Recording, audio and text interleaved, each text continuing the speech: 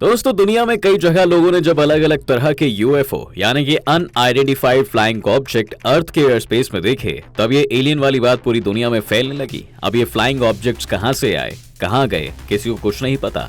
साल दर साल अजीब अजीब चीजें धरती पर देखी गई जिनका संबंध धरती से नहीं था। ऐसे में किसी दूसरे ग्रह के प्राणी यानी एलियंस के एग्जिस्टेंस की बातें और स्ट्रांग होती जा रही हैं। अब इस आग में घी डालता रहा है अमेरिका। अगर अमेरिका को देखें तो यहाँ एलियंस के बारे में ज्यादा जानकारी होने और उस जानकारी को छुपाने के आरोप लगाए गए हैं। आइए जानते हैं कि ऐसा क्या जानता है अमेरिका एलियंस के बारे में जो वो दुनिया से छुपा रहा है। दोस्तों, अब ये तो हम सभी जानते हैं कि दूसरी ग्रह से आए लोगों को एलियंस कहा जाता है और वैज्ञानिकों को सबसे ज्यादा परेशान करने वाले सवालों में से एक यही है। जी हाँ, साइंटिस्ट सदियों से धरती के बाहर भी जीवन तलाश रहे हैं, लेकिन अभी तक उनके पास इस सवाल का कोई ठोस जवाब नहीं है कि एलियंस हैं या फिर नहीं। हालांकि कई लोग एलियंस और उड़न तश्तरी यानी यूएफओ अनआइडेंटिफाइड फ्लाइंग ऑब्जेक्ट को देखने का दावा करते हैं, लेकिन किसी के पास एलियन से जुड़े पुख्ता सबूत हैं ही नहीं।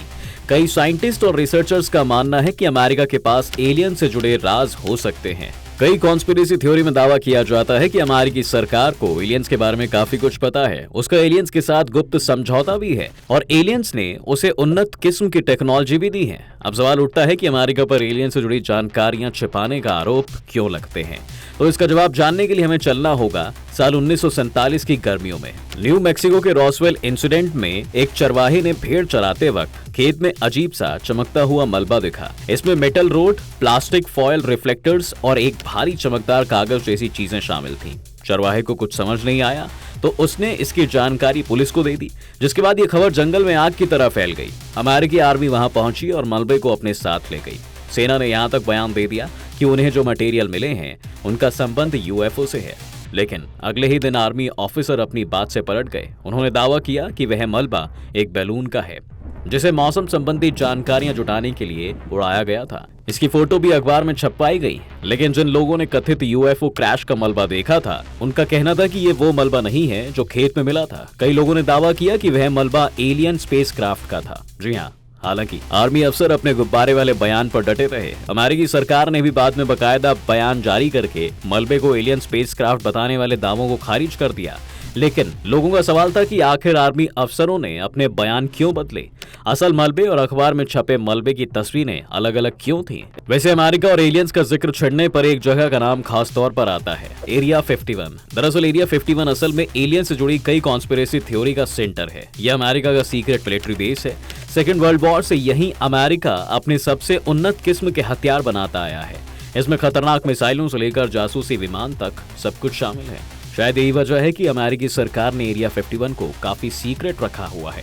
यहाँ अमेरिका के भी आम लोगों को जाने की इजाजत नहीं है, लेकिन कई लोगों का दावा है कि एरिया 51 में एलियंस और उनसे जुड़ी टेक्नोलॉजी पर काम होता है। कहा तो यहाँ तक भी जाता है कि यूएफओ क्रैश में एलियंस की बॉडी मिली थी, उसे भी एरिया 51 में लाया गया, जहाँ साइंटिस्ट उन पर रिसर्च करते हैं। वैसे एरिया 51 की अंदरूनी जानकारी रखने का दावा करने वालों में सबसे चर्चित नाम बॉब लेजर का आता है। बॉब ने साल 1989 में दावा किया है कि वह एरिया 51 में काम कर चुके हैं।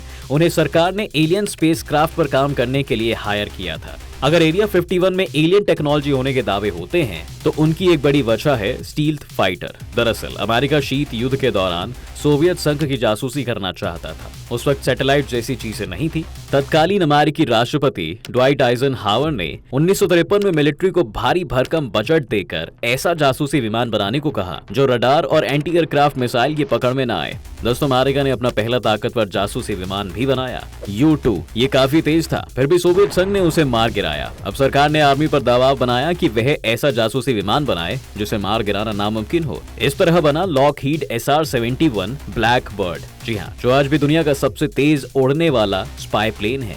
इसकी रफ्तार है 3400 किलोमीटर प्रति घंटा। यह 24,000 मीटर की ऊंचाई तक उड़ सकता है। कॉन्स्पिरेसी थ्योरिस्ट का मानना है कि इतना उन्नत जासूसी विमान बनाने की तकनीक एलियन से मिली है, क्योंकि ये विमान रॉसवेल इवेंट के कुछ साल बाद ही बने। दावा किया जाता है कि अमेरिका ने ये विमान रिवर्स इंजीनियरिंग के जरिए बनाए। रिवर्स इंजीनियरिंग यानी किसी चीज से उसके डिजाइन की मालूमात हासिल करना और फिर उसी को बना लेना। कई बार कंपनियां इसी टेक्नोलॉजी का इस्तेमाल करके अपने प्रतिद्वंदी जैसा प्रोडक्ट तैयार कर लेती हैं। हाइम एशद, जो कि फॉर्मर हेड है इजराइल स्पेस सिक्योरिटी के, वो ये भी दावा करते हैं कि अमेरिका एलियन से जुड़ी जानकारियां छिपा रहा है उन्होंने साल 2020 में एक इंटरव्यू के दौरान कहा, एलियंस धरती पर आ चुके हैं, लेकिन वे लोग खुद नहीं चाहते हैं कि उनकी पहचान दुनिया के सामने जाहिर हो। उनका कहना है कि अभी इंसान इस सच्चाई को स्वीकार करने के लिए तैयार नहीं है। एशद ने दावा किया कि एलियंस का अमेरिका के साथ समझौता है कि वे उनकी पहचान को उजागर नहीं करेंगे। उनका कहना था, एलियंस यहाँ सिर्फ प्रयोग के लिए आए हैं, वे लोग भी ब्रह्मांड के ताने बाने को समझने की कोशिश कर रहे हैं।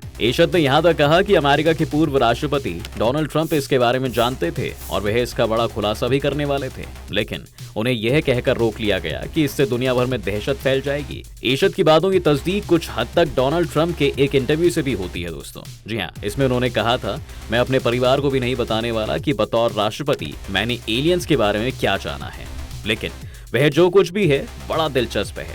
वहीं साल 2021 में भी अमेरिका का नाम उछला और दुनिया भर में एलियंस को लेकर बहस तेज हो गई है। इस परग्रही जीव के बारे में आए दिन नए नए दावे किए जाते हैं। क्या ब्रह्मांड में एलियन का अस्तित्व है?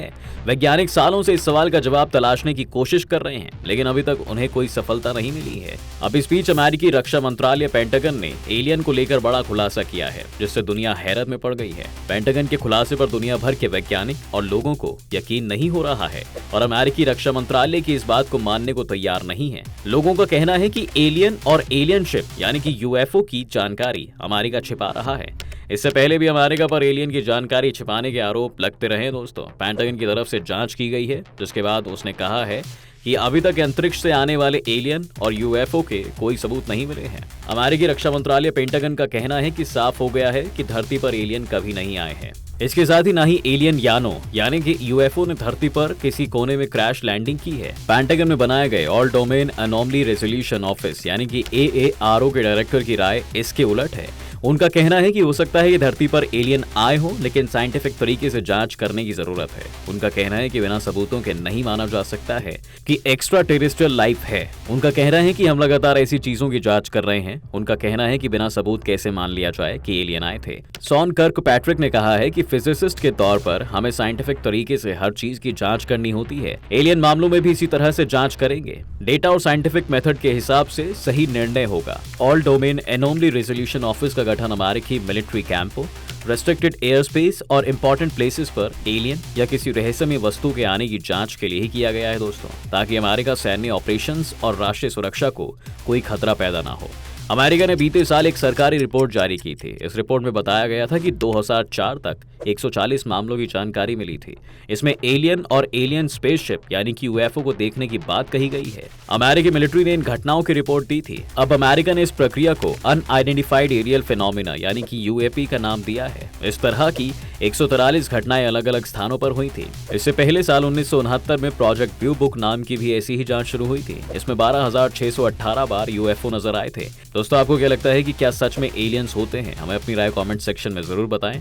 आज की वीडियो अगर पसंद आई हो तो वीडियो को लाइक करें, शेयर करें और साथ ही चैनल को सब्सक्राइब भी करें।